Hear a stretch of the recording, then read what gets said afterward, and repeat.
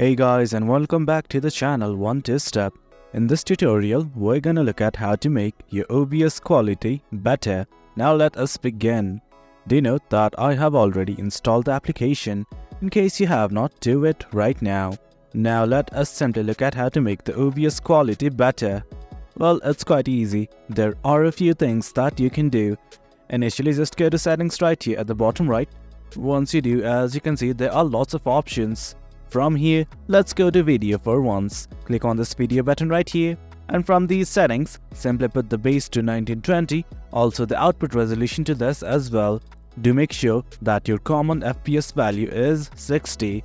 Other than this, the one thing that you can do is simply go to output right here, and as you can see, there are multiple settings like streaming. You can change the bitrate right here to improve your OBS quality.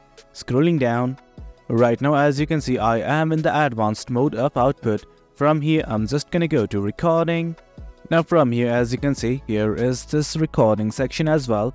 Do note that you need to change the recording format from MKV to MP4. And guys, this is it. From here, you guys can also change the recording qualities and everything.